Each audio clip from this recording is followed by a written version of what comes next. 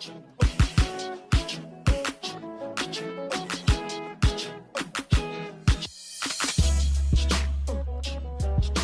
welcome back. With me right now is Stuart Spencer of Advanced Ear Care. Great to have you here today, sir. Always good to be here, Ken. Thank you. And we are going to talk about, I said tendinitis earlier. That's tennis. That's the elbow.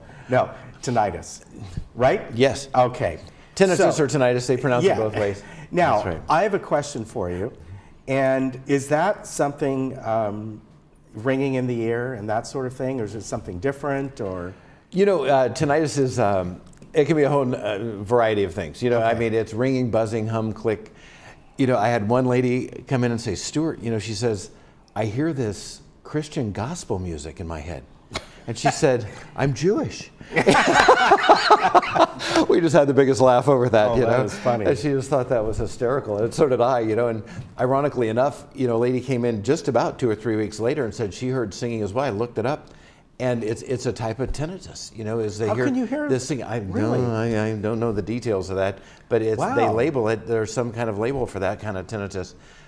So it's all over the place. And people are always inquiring about it. You know, gosh, lots of people ringing in the ears, buzzing in the ears, hum, click, you know, just different kind of sounds. Some, you know, really consistent, very loud and annoying and bothersome to people. You know, I have a lady right now going to UCI for some tinnitus therapy. And you know, just a real extreme kind of case, and it was just kind of developed over time. You know, we had it under control for a while, but then it just really went out of control. So it varies. So, you know, now they're, you know, trying to use the CBD and the THC, you know, the cannabis products, to see if any of that has some kind of effect. Right. So they're in the early stages of that. I just read an article yesterday about that in the Hearing Journal from Dr. Dennis Colucci. Wrote that article, and it was a very interesting article, seeing what they can do to either suppress it or that type of thing, but you know, nothing really came out of it, you know, that was conclusive. You know? what is going on when somebody has ringing in the ears?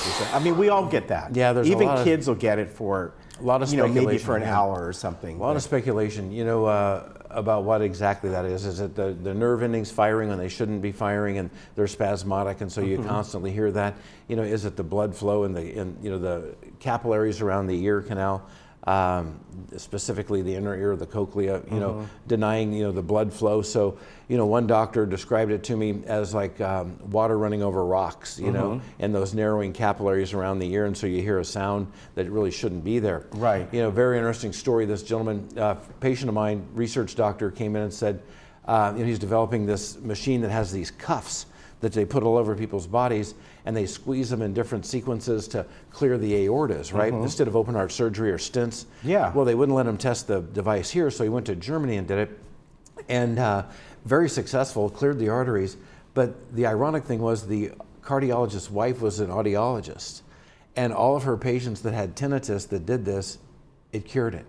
Wow. So they're still, unfortunately, he's passed away, but his son is also a doctor, and they're continuing the research in that. Wow. And trying to develop this for the heart patients. Yeah. And as a tinnitus, you know, relief as a byproduct. So, you know, last time I knew, they were trying to raise $60 million, you know, to get this machine all in place, and with regulatory issues and that type of thing. So, you know, maybe there's some cure down the road, but it's quite an issue. You know, a lot of people have it and are very bothered by it. The very nice thing, I'll just conclude with this, is a lot of times people just wear hearing aids.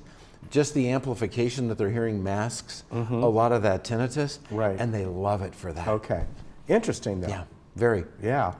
All right. The holidays are here, or upon us soon. Oh, boy. Soon, 4 months. You know, really, you know, I went in, where did I go yesterday? Was it, over the weekend I walked into Big Lots, because I thought, you know, I might get a couple little extra Halloween things and like that. Christmas. Wow. The Halloween stuff was I had to search for it. Wow. And this woman walked in with a little girl, was probably, you know, 4 or 5. And she was like, Mommy, why is there Christmas stuff here? Yeah, in September. She was like, that's kind of silly. But yeah. Yeah, there goes the marketing, right? Yeah. So, you know, I mean, if we back up, you know, a lot, you know, I mean, October hits, and then, you know, November comes, family starts coming in November. You know, we always have a cycle, you know, of where we're fitting people and testing them and making sure that they're hearing well with the hearing aids. It's about 4 weeks before they really want to be, at top form. So, we kind of push that back a little bit, just for performance and a lot of face time with the patients to make sure they're really maximizing their hearing clarity before the family gets into town.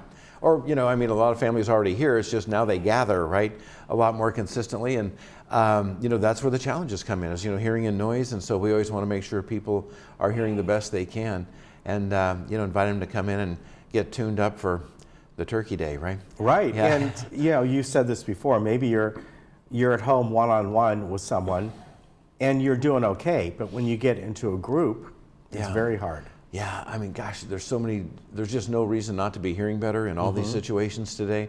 We can't go in there and regrow those nerve endings to make people hear perfect. Right. But boy, we can really put them right up there today with the technologies we have. And all of it, doesn't have to cost a fortune. Right. Yeah.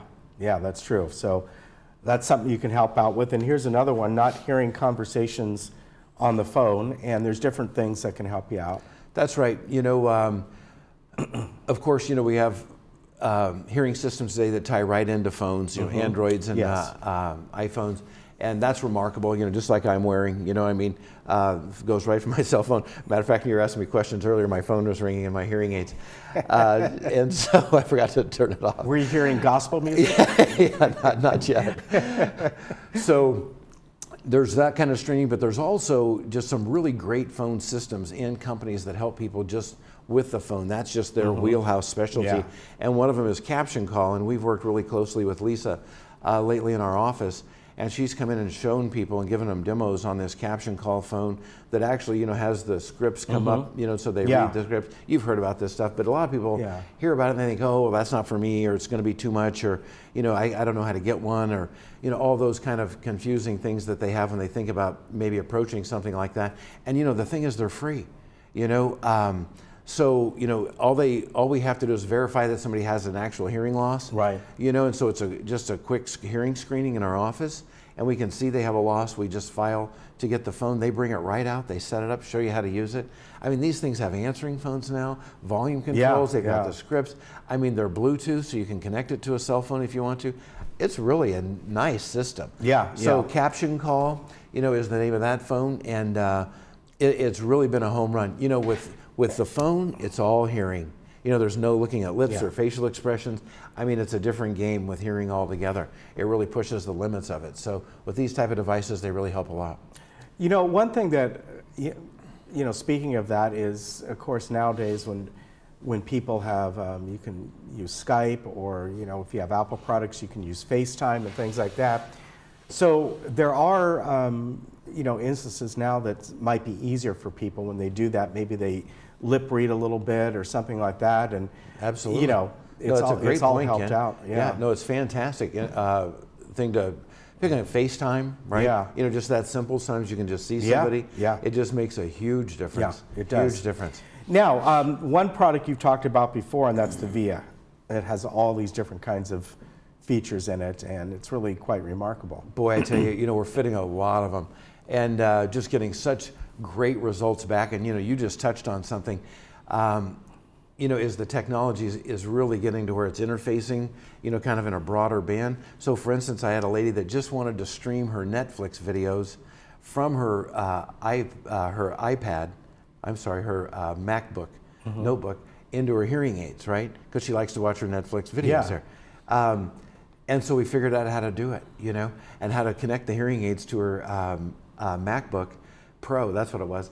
And and then she liked to stream her audiobooks into her hearing aids. And so she was getting some background noise. So we figured out a way how to stream the audiobooks and turn off one of the microphones so she wouldn't pick up so much background noise. Wow. She's like, this is amazing. So you talk about real solutions. Now they've come out with a little feature, and it's real simple. It's nothing amazing, but you set the hearing aid down on the table and for like 5 minutes, and then it goes to sleep. So it saves the battery life, Yeah. And so if you get your hair done, or you're going whatever, swimming or something like that, it's just not eating up the batteries, and you pick it up and it kicks back on. And the other thing is you get the reminders. You get to put reminders in your phone. Yeah. And it tells you when to take your medication, when to go for a walk, Wow. when your next doctor's appointment is, what time to call your son or your That is really granddaughter. cool. Yeah, so it really is a lot of fun. It just keeps getting better. Yeah, that's fantastic. And you can help people out with that or whatever you'd Absolutely. like to. Now, you wanted to tell me your son is now going to Northern Arizona University. Oh my which, gosh. I've been by a few times because sometimes when we've gone out to Santa Fe, we stop in Flagstaff for the night. And that's where it's at. Flagstaff's a great town, It's isn't beautiful. it? Yeah, it really is beautiful. You know, it's just a beautiful town. It's a great community. You know, Luke, you know, my son, we just dropped him off there a few weeks ago. You know, kind of a bittersweet thing, right? You're so proud he's going, but so glad he's so sorry that, you know, he's leaving at the same time.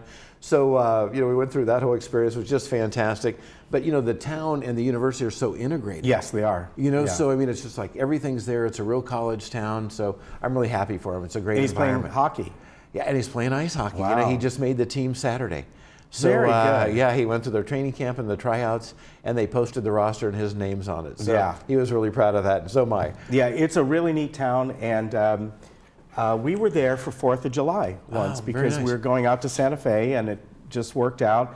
And we went to, they have this one, kind of a, near there, an upscale community and golf course, and that's where the fireworks were. Oh, very But nice. it was really neat because it was like a little hometown type kind of firework display, and a lot of railroad goes through Yep, there, and they that's have right. a whole little area downtown it's Yeah. a cool place. And Arizona. Arizona, okay. Yes. All right. Yes, and you've been there. I have. Yeah, Arizona, by the way, is kind of like what Lion Country Safari was years ago. That's right. Only it has to do with the wildlife in that area, and it's really fantastic. Yep.